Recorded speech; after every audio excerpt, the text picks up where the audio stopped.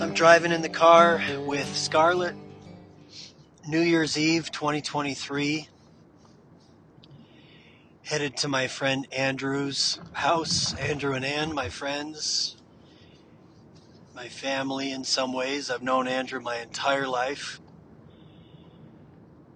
Since before we have memories, I've known him. We grew up in the same place. We ended up in the same place. And I'm so grateful that he reached out in his own way and invited me over for New Year's Eve. It feels good to have people in your life that have known you your whole life. And I'm deeply grateful for that.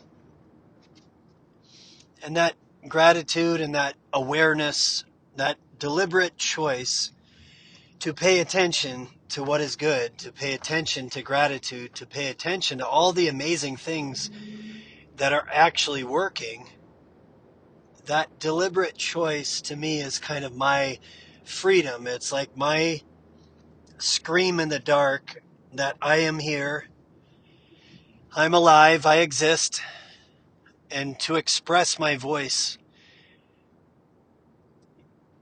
among the din of inevitable sadness and grief and pain that sort of punctuates any experience of love or any experience of connection or any experience of attachment. Just the experience of being results in, I don't want to water it down with the word attachment, because even the words in and of themselves lack a deeper sense of ineffable connection to something. So we use words to describe something. And inevitably, being alive is to love, is to connect, is to attach, is to wrap oneself around the experience of being connected to some other. And to experience the inevitable grief that comes with love, with being.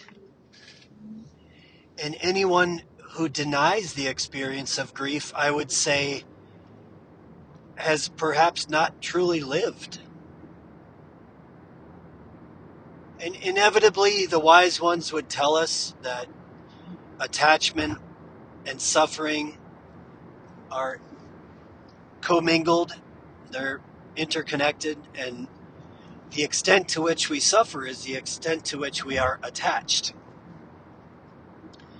What most people don't talk about is that just like the roots of a tree naturally attach to the earth to hold itself upright, we have roots, emotional, energetic, physical roots that are wrapped around the essence of being, that are wrapped around this earth, that are wrapped around this time, this place, the places we call home, the people we call family, the people we call friends, the place we are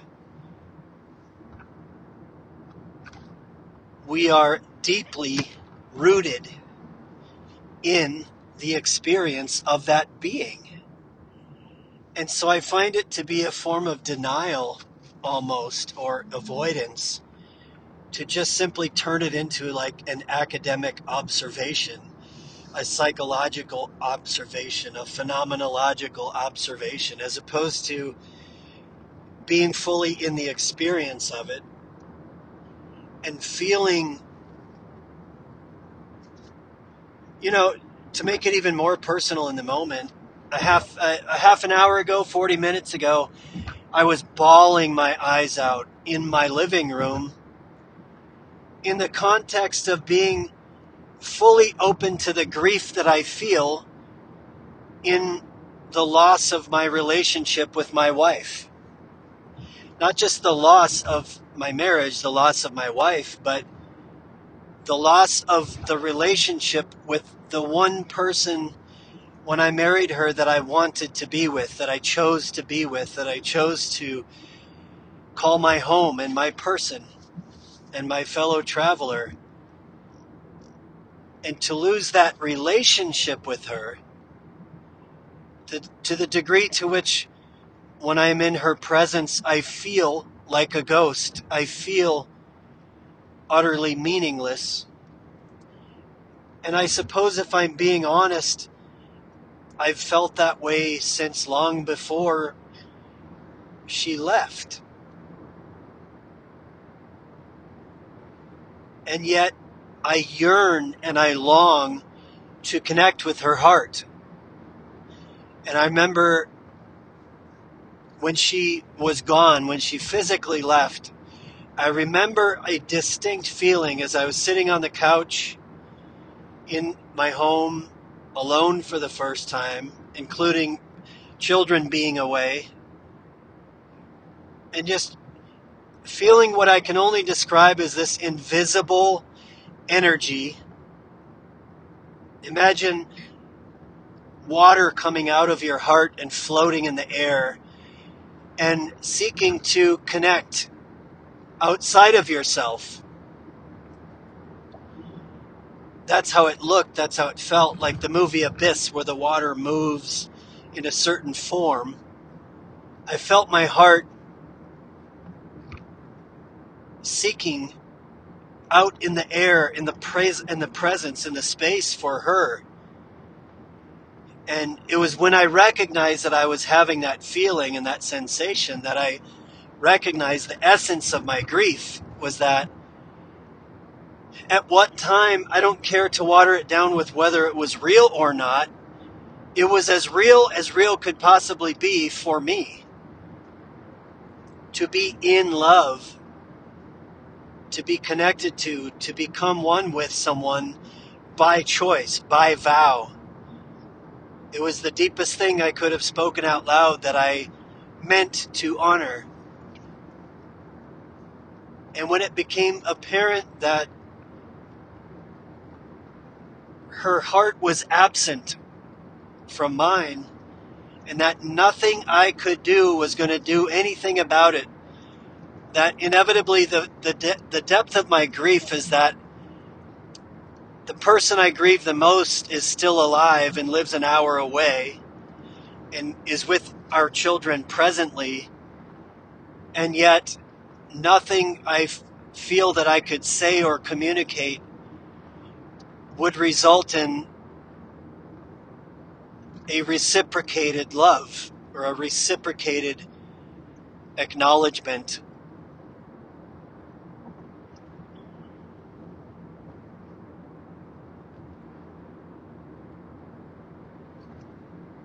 So I'm being honest about where I'm at in that experience in this moment.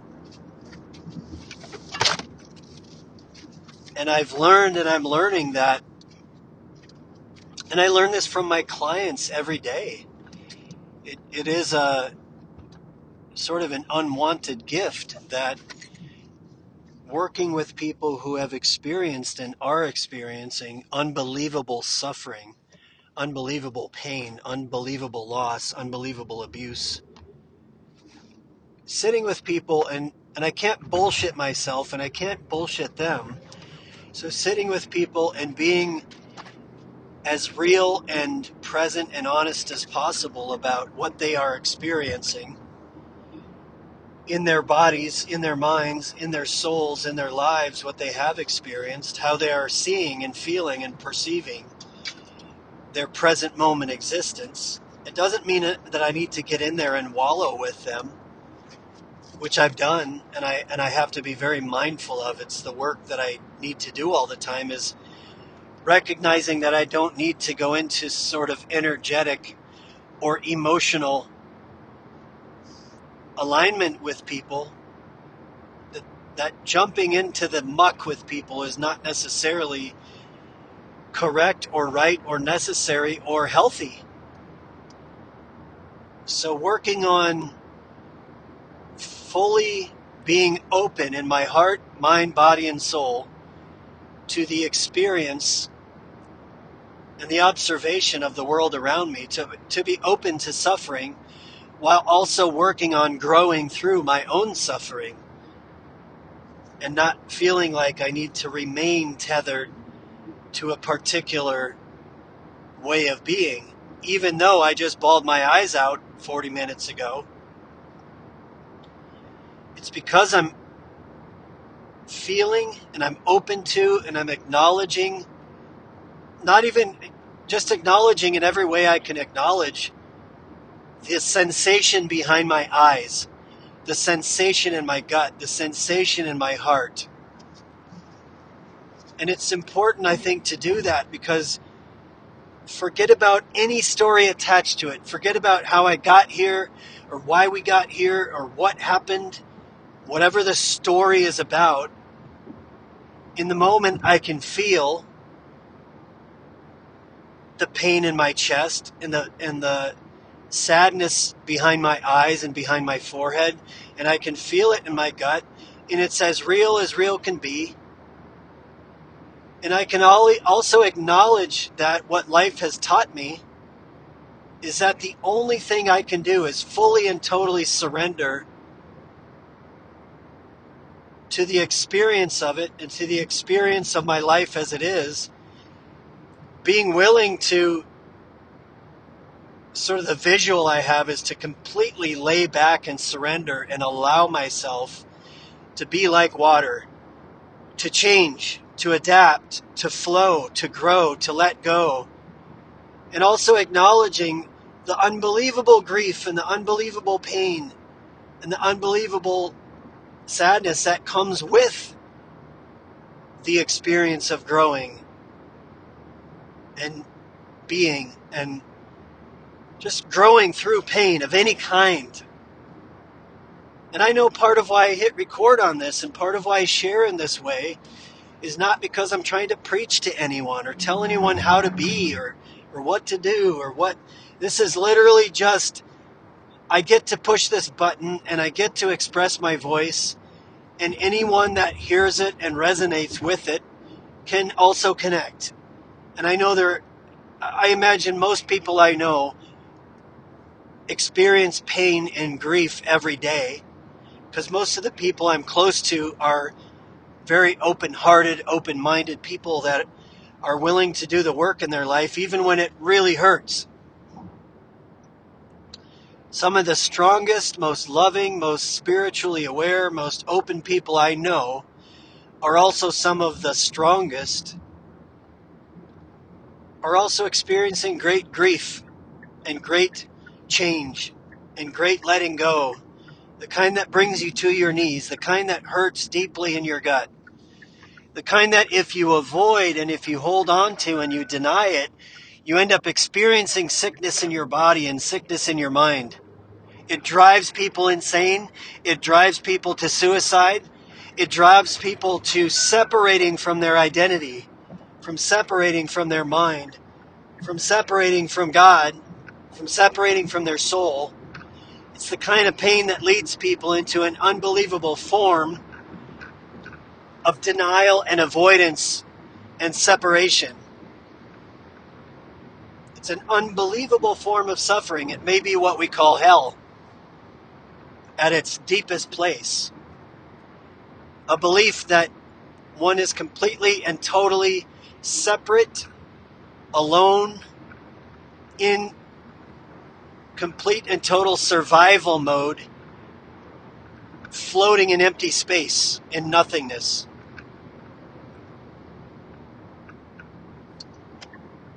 And for me, ironically, getting to the place, and it's been through a lot of journeying, a lot of practice, a lot of openness, a lot of tears, a lot of breath work, a lot of body movement, a lot of yoga, a lot of jujitsu, a lot of talking with friends, a lot of just being willing to open up and feel what I feel and totally surrender to it even when it's absolutely overwhelming, and coughing it and choking it and laughing it and crying it and dancing it and wrestling it out.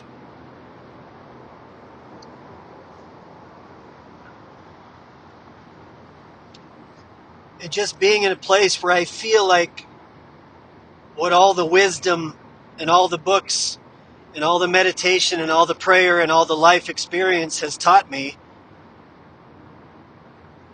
is that totally and completely letting go to the extent that one is possible while being rooted in love, in connection, in an openness to connection, and a willingness to connection, even when your heart, mind, body, and soul want to hide, like I felt earlier today, like I felt an hour ago. Just wanting to, feeling like I need to just sit in it and be in it. And I know that a lot of people just want to sit in their suffering and just cover themselves in their shit and feel lost in their own personal hell in a way, which I think is deep separation, deep division, deep fear. And to be totally compassionate and empathic, just a deep form of pain and suffering that someone absolutely doesn't want to look at or acknowledge, and thus is able to commit horrific atrocities to themselves and to others. And as the mountain of pain and shame build up, the ability to separate and divide and avoid and to blame and shame and use and abuse others only gets stronger. You could say the dark side gets stronger, because it is so unbelievably difficult to look in the mirror and to acknowledge your own sin, the effects of your own choices, your own karma, your own karmic ripple. And I believe for me, I'm not preaching, I'm sharing. For me, what salvation is completely and totally surrendering to the extent I am capable of letting go of thoughts, ideas, beliefs, attachments, judgments, stories, and experiencing fully what I experience in the present moment as it is, including acknowledging my pain, acknowledging my tears, acknowledging my sadness, acknowledging my mind, acknowledging my body, acknowledging sensation, and just progressively stepping back and observing my own conscious awareness and experience of it right here, right now, in the moment, as I'm literally feeling it in my gut in this moment, feeling it in my heart, feeling it in my mind, and also recognizing that I am observing it, and that when I search for the observer within myself, that is ironically where I find God, where I find Spirit, where I find Holy Spirit, where I find connection, where I find Christ love, where I believe I feel and experience what all the stories are telling us about. But I only get there when I completely and totally let go, and it is terrifying and sad and difficult to get there. But on the other side is salvation. On the other side is heaven. On the other side is connection within yourself, with the world around you. And inevitably, you are going to experience pain by connecting, because you're going to be creating roots. You're going to be allowing your roots to wrap around others' roots. And you're going to allow your roots to wrap around places and sensations and stories, and you're going to become something. But to recognize that you are, and to recognize that you get to be, and to choose to completely and totally surrender willingly. I think salvation only comes through one's own willfulness or willingness. You cannot force anyone. And I believe that's what the stories of Christ and the stories of God have taught us, that you cannot force anyone to salvation. You cannot force anyone to anything. And so I recognize I need to totally surrender within myself, but I also need to totally surrender to the idea that I can force change or force salvation on anyone. All I can do is be honest in my own experience. And I can, as I've been doing all afternoon, as I've been talking, just, it may not sound like it, but feeling all of the grief behind my eyes and my heart and my throat and my guts, and allowing it to just not be resisted, and to allow it to be acknowledged, and to allow it to come to the surface, and to allow it to be expressed. And inevitably then I feel the release. And then I feel the peace. And then I feel the love, and I feel the connection. And I realize that I'm not alone. I'm not separated. I'm not floating around in empty space. I am fully in it and of it and with it. And it is God, and it is all things. And I'm not separate from it in any way.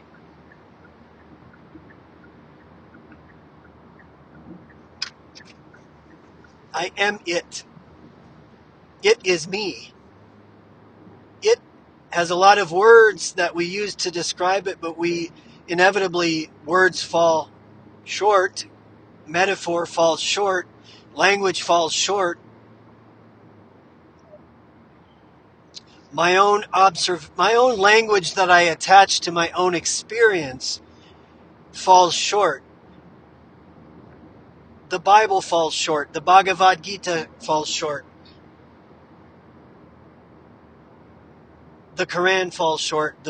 The books inevitably do their best to give witness to give words to give language to give a linguistic, metaphorical story of how to guide us through the ineffable, through the God of the universe.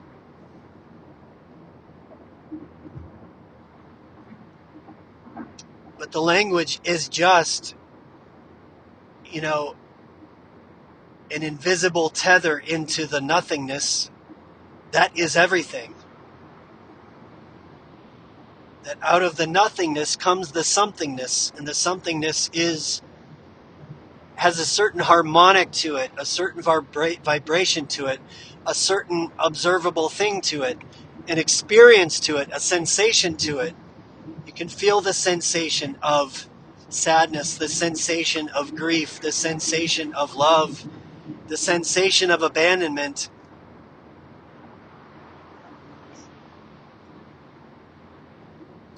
And when we do the opposite of separating and dividing and avoiding and denying within ourselves, and when we open up within ourselves, then we inevitably open up to each other, and we inevitably heal from the inside out and with and between each other, and we recognize and we see the godliness in all things.